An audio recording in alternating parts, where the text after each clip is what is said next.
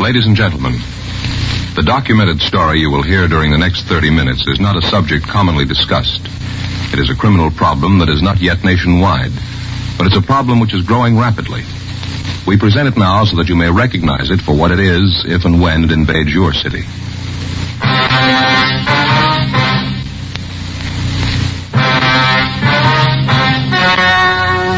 The story you are about to hear is true. Only the names have been changed to protect the innocent. Fatima, best of all king-size cigarettes, brings you Dragnet.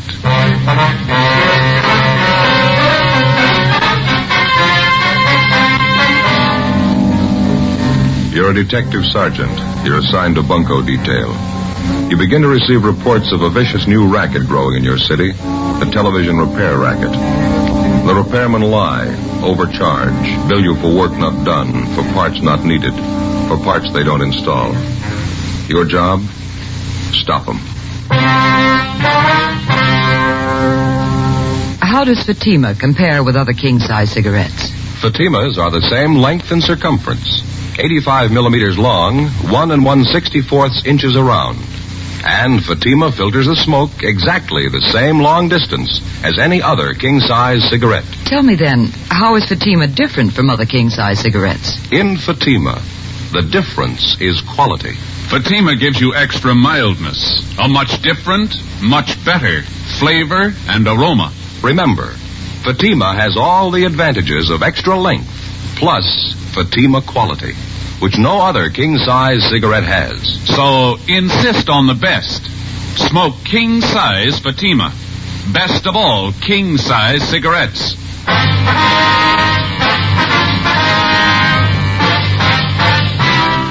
Dragnet, the documented drama of an actual crime. For the next 30 minutes, in cooperation with the Los Angeles Police Department, you will travel step by step on the side of the law through an actual case transcribed from official police files. From beginning to end, from crime to punishment, Dragnet is the story of your police force in action.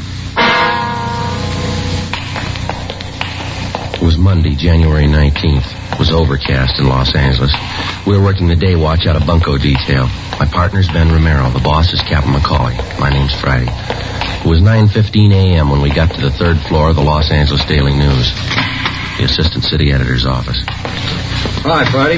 Come on in. Sit down. Morning, Jack. I'd like you to meet my partner, Ben Romero.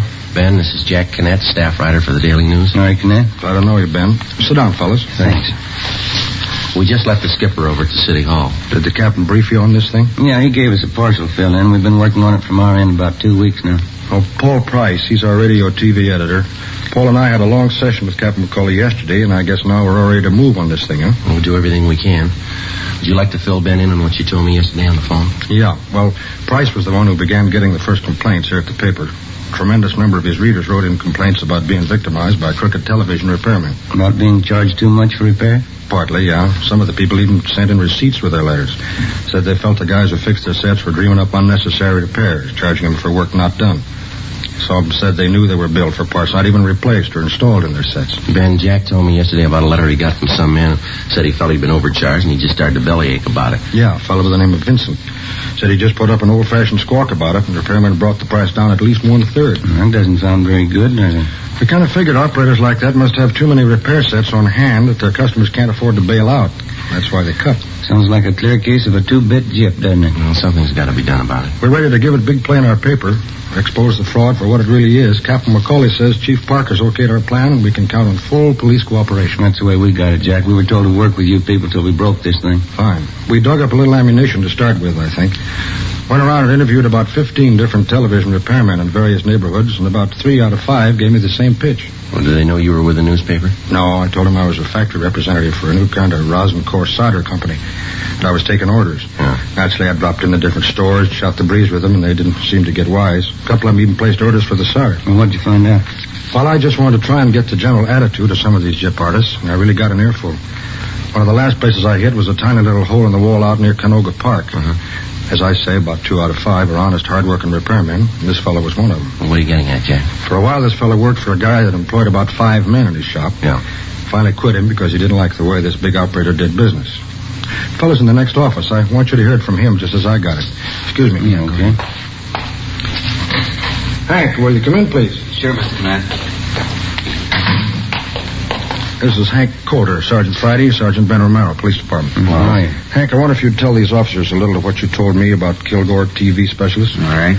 Now, suppose I'm a customer and I come into Kilgore's. I don't like the size of my repair bill. What were you instructed to say? Well, we generally tried to talk him out of any complaint. Suppose I complained about all the multiple charges. I wanted an explanation of the work he did. What then? We just tell you that it wouldn't do any good to explain. You wouldn't understand all the technical stuff anyway. Mm-hmm. Tell us Kilgore's attitude with the customer. You mean about the loose wire stuff? Yeah, please.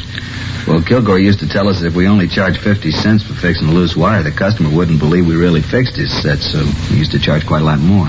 Well, how much more, for example?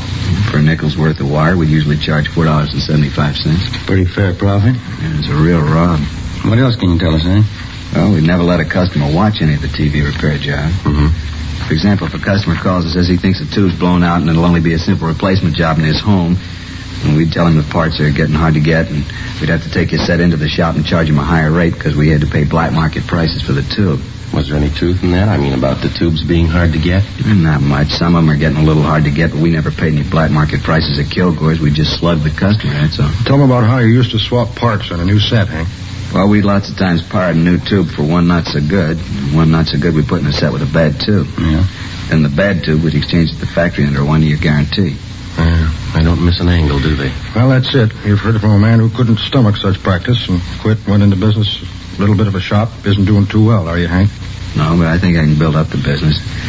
I don't make quite as much profit as Kilgore's, but I don't chisel my customers either. Thanks a lot, Hank. I wonder if you'd wait in the next office for me? Sure. Hope I've helped a little bit to crack down on some of these guys. Well, we think you have, Hank. Thanks a lot. Nice to meet you. Right, see you later. See you later. Seems like a nice fellow. Hey, he is. I've checked on him, and I've talked to some of his customers since I met him. He's honest. It's a pretty vicious racket, isn't it? Yeah. It ought to be stopped now. Television's a wonderful medium of entertainment. A lot of the country doesn't have it yet, but when the cable goes through and it finally opens up, the people should know about the swindlers and crooks who'll try to gyp them. Yeah, that's right. It's the same way when radio first came in. Always seems like when anything new comes along, anything a little complicated, maybe a little too involved for the average guy, a few smart punks victimize him. Rob the consumer blind. Well, naturally, we got to have some positive evidence before we can file a complaint with the city attorney on this thing. Yeah, you fellas, any ideas where to start? Well, the best way to crack down on these crooked operators is to catch them red-handed with evidence that'll hold up in court. Yeah. We think maybe we've got an idea. Well, we were talking to Dick Saunders over in our sound lab, and he says that he can bungle a new TV set, and we can mark it and photograph it before it goes out to be repaired. And when it's returned or after it's fixed, we'll have what we need to go to court on, huh? Yeah, that's it. We can operate right out of one of our own homes. And all we have to do is hope the repairman overcharges us or tries to gyp us. Yeah, that's right. Let's hope it works. Well, from what we've heard, it's got to. 10 a.m. The staff writer, Jack Webb, Ben and I drove back downtown. On the way, it was decided that we'd use Canette's home as the place from which to operate. It was centrally located and in an average neighborhood. When we got back to our office, we contacted one of the local television dealers and asked for the loan of one of their sets. They recommended K. Halbert because the chassis is easily accessible and any trouble could be located quickly because parts are visible. A 16-inch K. Halbert console model was sent to our sound lab. 10:18 a.m., we met with Dick Saunders, our police lab technician. Here's the set. 16-inch console model, serial number C2817901. What have you done to it, Dick? Well, first off, I tested the set and it performed perfectly. It's a good set, brings in a fine picture, see? 20. Test pattern's fine, huh? Yeah, it's good. Tested all the tubes, all okay. How are you marking the set? Yeah, I'll show you. Get a tube out of here. Now, if you look closely here at the base of the socket, see it? What's that? This is it, isn't it, Dick? Little tiny dot of green paint? Yeah, that's right, Ben. Mm-hmm. I'm marking every part of the set with this tiny green dot. Looks good. If I didn't spot it, I doubt anyone else would, especially if they didn't know about it. Yeah, that's what we're hoping. In addition to this type marking, we've taken all serial numbers off the tubes and various parts. Anything that carried any form of coding, we took down. Mm-hmm. All major components have been marked. Transformers, coils, condensers, tuning units, so on. Did you get any pictures of it? Yeah, we did. Took photographs of the set in and out of the cabinet. Took them from 4 different angles just to be sure we were well covered. Well, how did you bungle it? Well, here's what I did. To put the set out of commission, I burned out the filament of the 5U4G low-voltage rectifier tube. What's the cost of that particular tube, Saunders? Well, this tube ordinarily retails for $1.65. Mm-hmm. Well, what does that do to the set? I mean, burning out the tube. By burning out that filament, we cause the sound and picture circuits to be completely inoperative. Well, it won't work at all until that particular tube is replaced by a good one, isn't it? That's right, Joe. Well, how big a job would it be to trace the trouble? Well, it could easily be detected by casual observation or by noting that the tube normally very hot is cold. How much time would you say it'd require to make a repair like this? Oh, I'd estimate not over a half hour would be required to place this set in operating order. Half hour, huh? Mm-hmm. Okay, thanks a lot, Dick. You going to take care of getting the set out to Canette's home right away? Yeah, we have his address right here. We'll get it right out. All right, fine. If you can, try to get whoever repairs this set to give you an itemized bill of all work done and parts installed. Right. In case you call more than one outfit today, here's an extra bad 5U4G tube. Thank you, Dick. Anything you'd like to know? No, I think that about covers it for me. Jack? One more thing. I was just wondering, if somebody spots the trouble right away and replaces the tube, what do you think they ought to charge, Dick? Labor and all. I checked through RTA on that this morning. They said to make a house call and replace the defective tube should not exceed $4.50. Okay, thanks. That does it for now, huh? Yeah, I guess so. Well, you're all set then. Think we'll get what you're after? Well, we should. The odds are all on our side. 10:30 a.m., Monday, January 19th. We left the sound lab on West 1st Street and walked back to Bunko Division. We met with Captain McCauley and filled him in. We gave him the newspaper man Jack Canette's address and told him he could reach us there. The console model television set was delivered to Canette's home and properly installed. When we arrived at his home, we started going through the yellow classified section of the phone directory. We made a list of several TV service stores just picked at random. We chose a wide variety. We picked stores that were listed with large boxed-in ads, stores that carried no ads, just a listing. Ben called 2 places and staggered the calls so that the repairman would arrive about 1 hour apart. It was 11:30 a.m. when the first man made his service call, Bart's TV experts on Hollywood Boulevard. It took him 45 minutes. It was 12:15 when he left Jack Canette's home. Must have been one of the 2 out of 5, huh? Yeah, he seems okay. I wonder if I could see that bill, huh? Oh, here you go, Joe. Thanks. It looks okay. Replace 5U4G tube, $1.65. Service charge, $2.50. Total charges, $4.15. That kind of bears out Canette's thinking, doesn't it? Remember when we asked him how many men work in his shop and he said he's alone? Yeah. I think you'll find that's a pretty good barometer. All the servicemen working alone aren't like this guy, but the bigger percentage of the honest ones are. When's the next one due to arrive, Ben? Any minute now. Called a place by the name of Cheney's Video Repairs. They're over on Beverly Boulevard. Mm-hmm. Had a big ad. Looks like a pretty big outfit. Oh, here's that other defective tube that Dick gave us. Yeah, better get it in the set. Yeah. Let's see. Here we are. 5U4G. Okay, here you go. Thanks, Jill. Here's a new one the guy put in. I got it. Okay. Get this back on again. Okay? Yeah, fine. Better turn it on to make sure it's not working. I got it. How about the tube, Ben? Can you see? Is it lighting up? No, not yet. I'll push the set back against the wall. We better leave it on for a while, Jack, just to make sure, huh? Yeah. There we are. I gave you the other tube? Yeah, I got it right here in my pocket. Right. I'd like to try something, if you fellers think it'll be okay. What's that, Jack? I got a good little camera, like a 3F, candid. Mm-hmm. I think maybe if I turn all the 3-way lamps up to full, use a AAA fast film that's in the camera now, maybe we can grab some shots of the guy while he works. What do you think? Well, if you're careful, don't let him get wise. Maybe you ought to shoot some of all of us just so he doesn't think anything about it. Yeah, that's what I figured out. Just sit down on that chair over there by the set, make him think I'm just testing or something. Mm-hmm. I think I can bring it off without arousing any suspicion. Okay. If I get anything, the guy's out of line, we'll run the shots in the Daily News. What do you figure on doing, Jack? You going to run a series on the TV repair racket? Yeah, that's the plan. Lee Payne, he's our executive editor. He thinks it's high time somebody exposed the swindle in the paper. Mm-hmm. That'll be the next service, man. I'll let him in. Right. Better turn off the set, huh? Yeah. Television repair? That's right. I'm from Cheney's on Beverly Boulevard. Oh, yeah. Now, come on in. Thanks. Oh, what seems to be the trouble? We don't know. The set's right over there. Oh, thanks.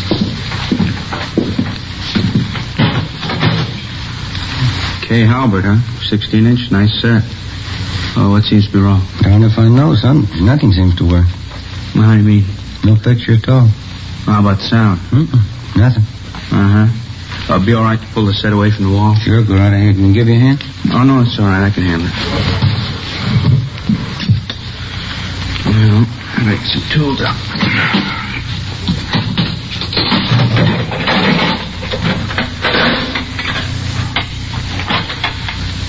How long you had this set? Oh, about 2-3 months.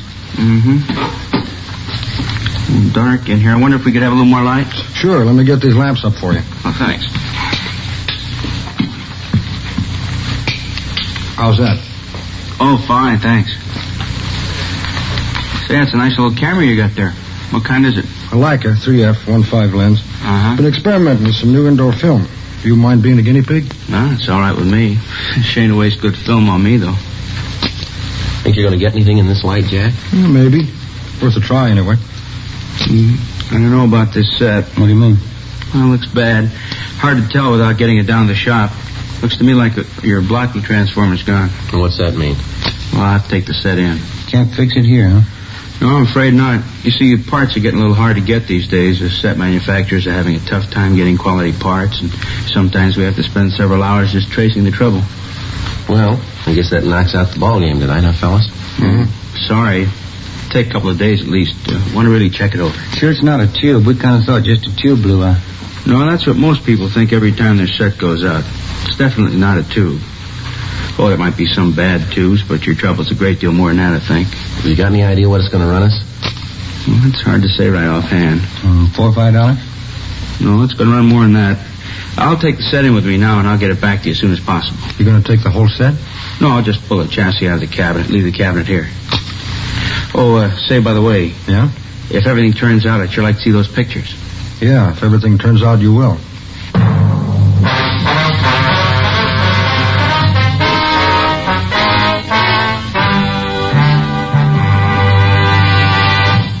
You are listening to Dragnet, authentic cases from official police files. Now, let's look at our Fatima files. Listed under B, Bella. James Warner Bella, distinguished author. He says, A man who smokes as much as I do wants a cigarette that's extra mild. And I like Fatima's different flavor and aroma. Listed under S, Scanlon. Louise Scanlon, Stork Club cigarette girl. She says, More and more of my Stork Club customers are smoking king-size Fatimas. They're elegant, distinctive, and really extra mild.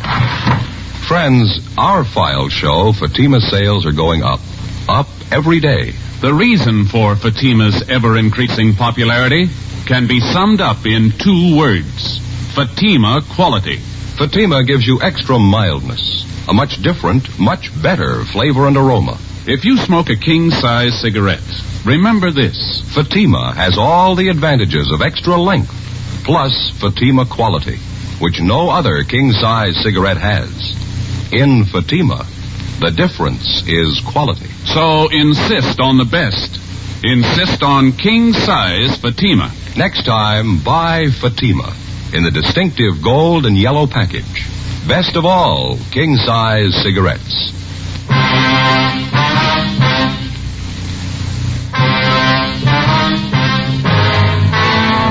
Thursday, January 22nd, 9:30 a.m.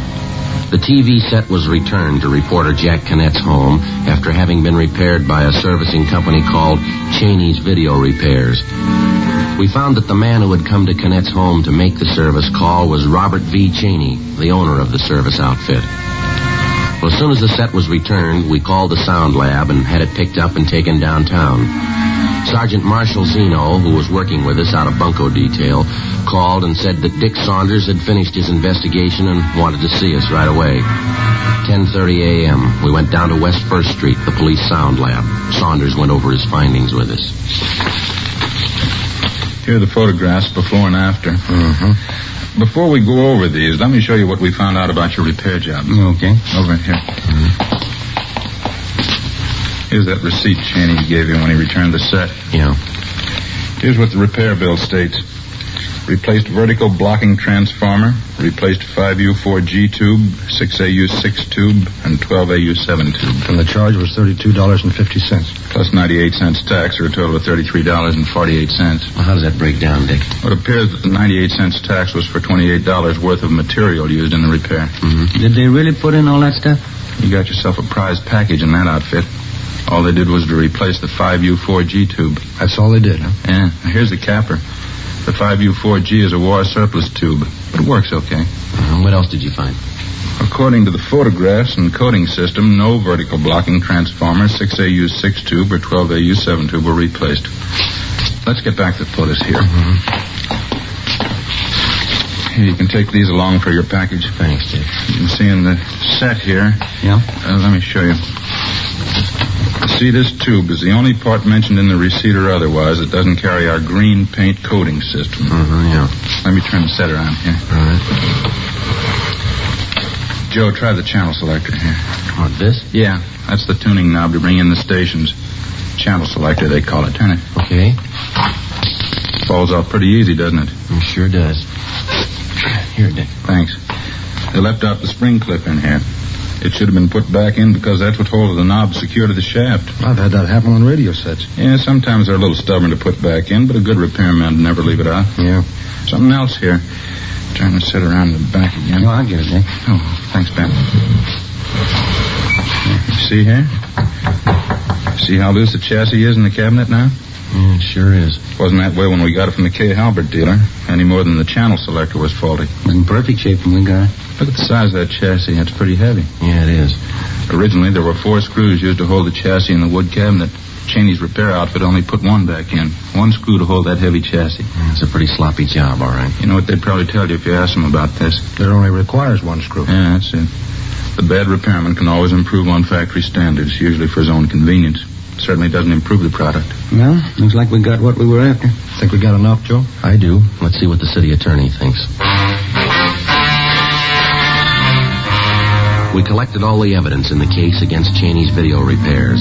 We met with Captain McCauley and took it up to the 2nd floor of the city hall. We met with Assistant City Attorney Boyd Taylor and showed him our findings. He issued a warrant for the arrest of Robert W. Cheney, charging him with violation of Section 484 PC, 1 count.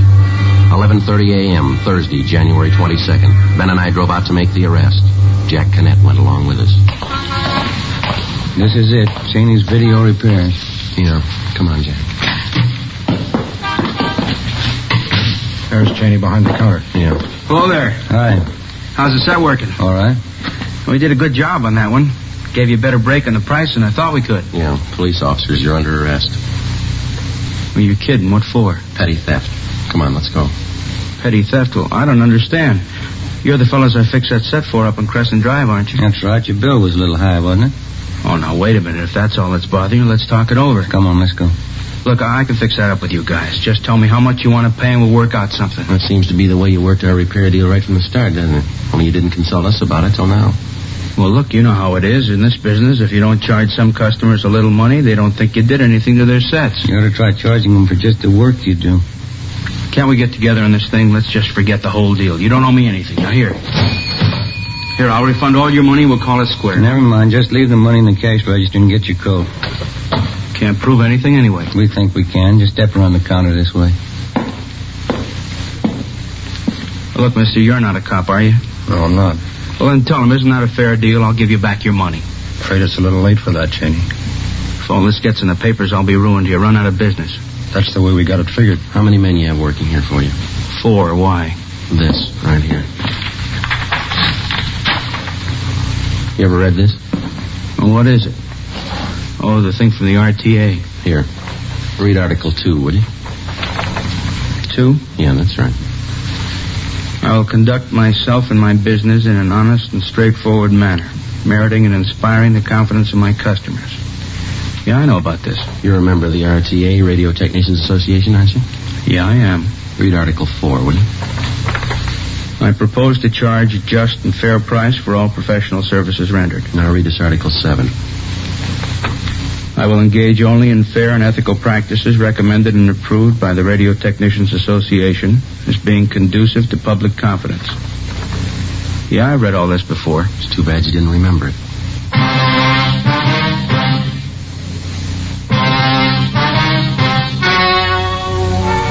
The story you have just heard was true.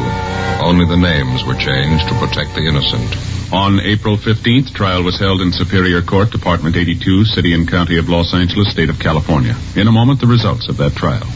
And now, here is our star, Jack Webb. Thank you. Friends, this week I'll be seeing you from page 8 of Life magazine, this week's Fatima ad.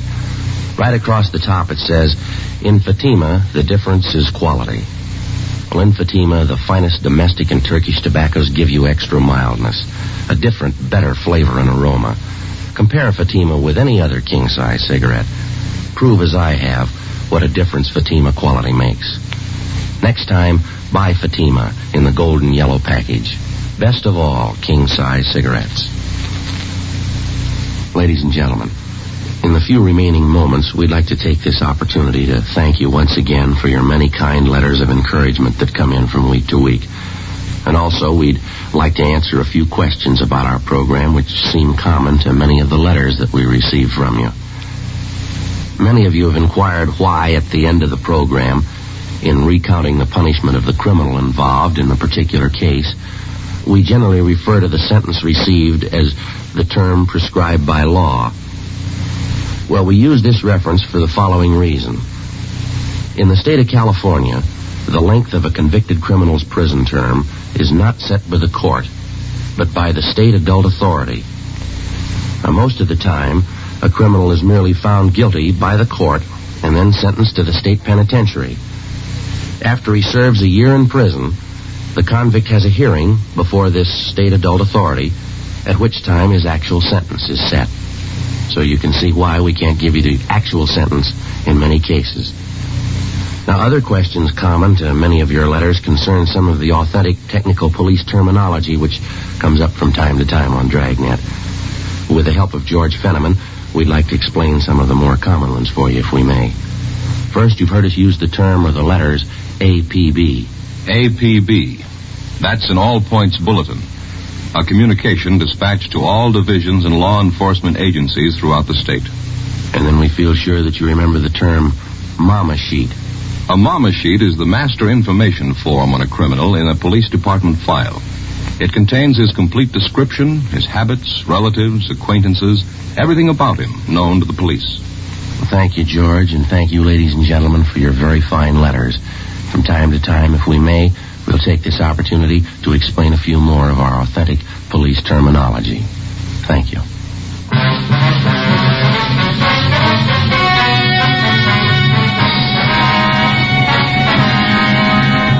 Robert W. Cheney, owner and operator of Cheney's Video Repairs, was tried and convicted on several counts of violating Section 484 PC, petty theft. He was fined $200 and received a sentence as prescribed by law. Petty theft is punishable by imprisonment in the county jail for not more than 6 months. Ladies and gentlemen, Dragnet wishes to thank the Los Angeles Daily News and its feature writer, Jack Webb, for their valuable assistance in preparing this case for presentation. It is our combined belief and knowledge that not all television repair servicemen are dishonest and unscrupulous in their practices. A great percentage of these technicians are forthright and conduct their business in strict compliance with the Code of Ethics. It is these men who, when informed of the unfair conditions that exist in their trade, will drive the dishonest and crooked from their profession.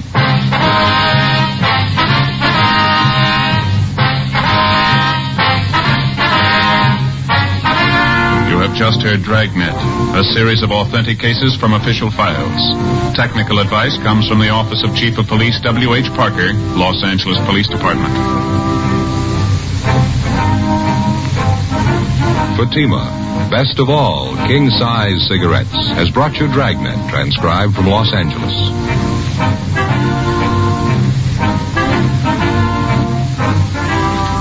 It's the Silver Jubilee on NBC. For 25 years, NBC has been bringing you the very best in radio entertainment. Listen now to another exciting story on Counter Spy coming up on NBC.